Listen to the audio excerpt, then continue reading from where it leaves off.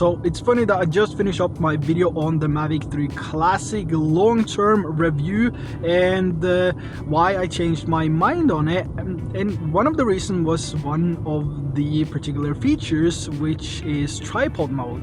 And now, after finishing up that video, we have the exact same feature on the Mini 3 Pro. So that's what we're at now to test out. So it's going to be really interesting to see how effective this is going to be when I'm out shooting some slow cinematic videos, because sometimes you just want those extremely slow movements in your shot, but you don't want everything else to be slowed down as well. And that's one of the things that I have been struggling with, because to get a super silky smooth shot, I have always flown in 30 fps or 50 60 fps and then slowing down the clip, and that means everything else in the clip is gonna be slowed down as well. So let's find out and see if the tripod mode and the other features are holding up, and if it's safe to update to the latest firmware of the Mini 3 Pro. So things got a little bit messed up with the new release from DJI,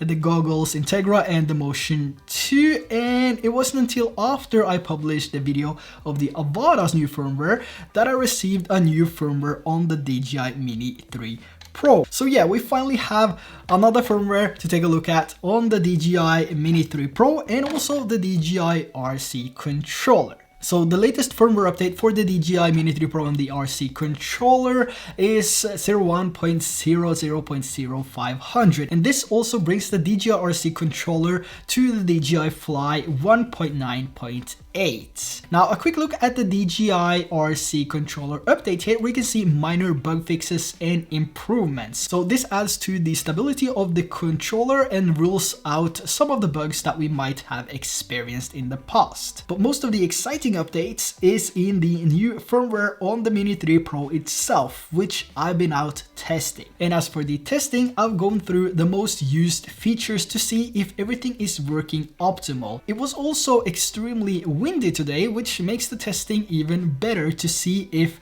the Mini 3 Pro can keep up with the high wind as well as provide some good results. But first, let's go through the new features which has been added to the Mini 3 Pro before we go through the testing I've done. So the new features added to the Mini 3 Pro is the ability to choose the brake intensity when you let go of the sticks, which is really awesome, and we're gonna take a look at that in a sec. And the next feature is huge. To me, this is really huge, and this is tripod mode, or not really tripod mode, but it works in the same way. It basically gives you the ability to slow down the speed of any of the modes down to 1 meter a second. So if you want the cine mode to be more cinematic, you can change the parameters in that section and keep something in between in the normal flight mode, and then keep sport as sport, having everything to full speed. Or you can change it to whatever fits your needs. Basically, that's what's really awesome about this update. And this also goes for all directions. So if you want the drone to fly super slow and cinematic when you fly upwards, downwards,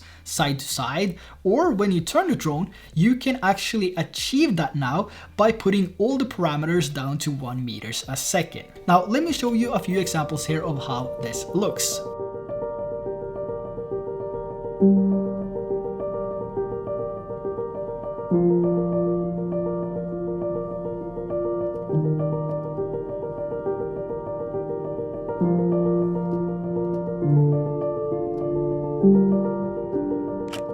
And like I said earlier, this is huge if you want to have super slow and cinematic videos, but you don't want to slow things down in post, because that means you're gonna slow down everything. And when you're flying in cold temperatures like this, and if you're not sitting in a warm car like I did, it might be hard to keep the sticks exactly at the same position to get a smooth shot. So in most cases, when I'm flying out in the cold, I can see jumps in my footage, but this rules out those jumps because I can basically just push the stick all I want and it will maintain the same slow speed. I mean, this shot here, I'm pushing the sticks all the way and it still flies super slow. So this is a long awaited feature indeed, and something I'm really excited about to test on the next trip. And I think this will add a lot of value to my videos, and I think it will add a lot of value to your videos. So for that, definitely worth updating. Now let's talk about ActiveTrack. ActiveTrack is one of the first things I test when I'm out flying for a new firmware. And I tried my best to kick this drone off my back, but it kept on targeting the car.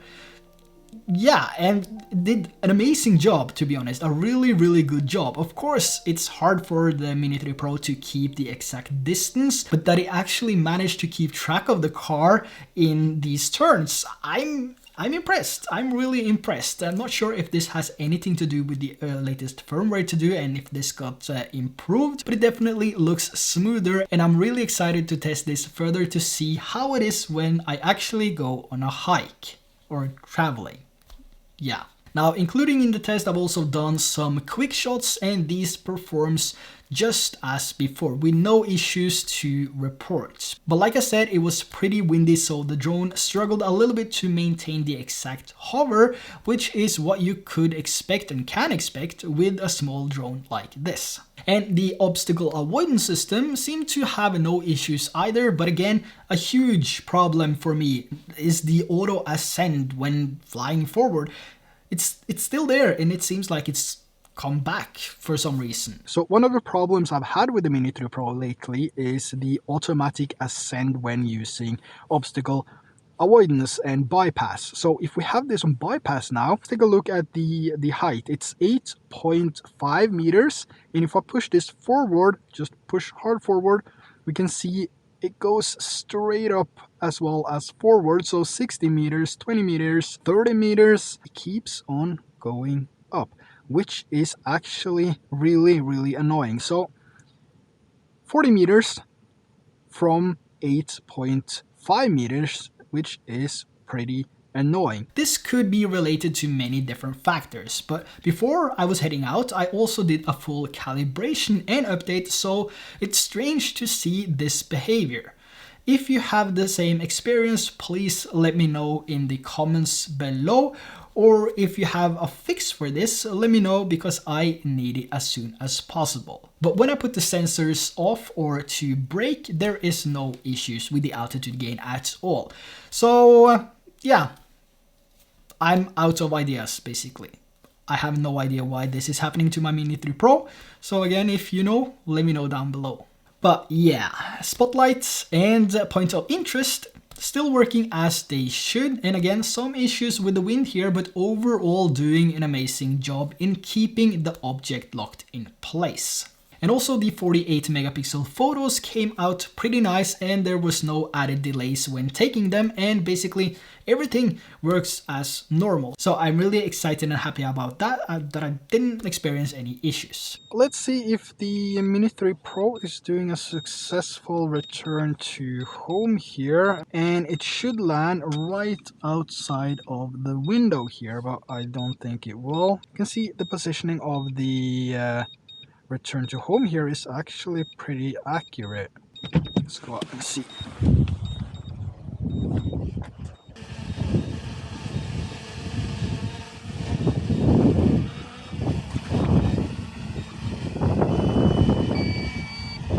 Because it's really windy, I'm just gonna land it myself here.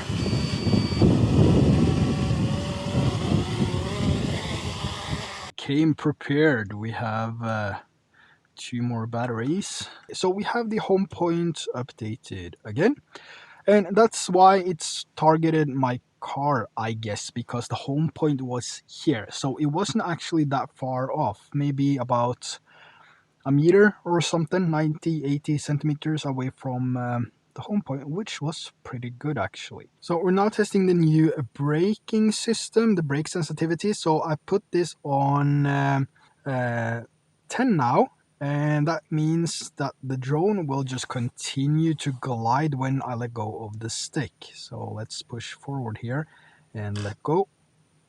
You can see here that the drone just keeps on going forward, and if we pull it back here, just make sure that we don't hit anything, and I pulled off the We'll put the avoidance system to brake as well. And if we now take this all the way up to 150, do the same thing, just push it forward and then let go.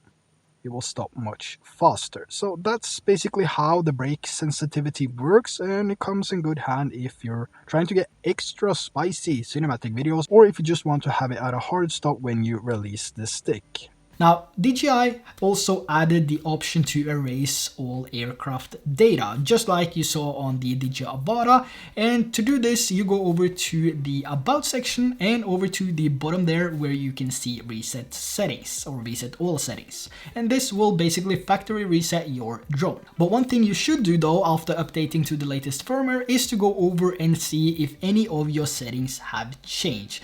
This is really important so you don't have any unwanted things happening when you're out flying after the update. So upon update to a new firmware, some of the features might actually reset, and you want to make sure that everything is properly set so you don't experience any unwanted stops when you're out flying your drone after updating to the latest firmware. For me, the most crucial parts are the camera settings and the style settings. These are basically the only things that I go through, so make sure that you check your settings before you head out after updating. So after testing a few of the features and the flight behavior after updating to the latest firmware, I can honestly say that this is definitely safe and worth the update. This tripod mode in particular is gonna make it so much easier to capture more, even more cinematic videos, and I'm so excited to take this out for a trip and see how it works in reality. So let me know in the comments, guys, what you think of this latest firmware update for the Mini 3 Pro, and until next time, take care and I will see you in the next video.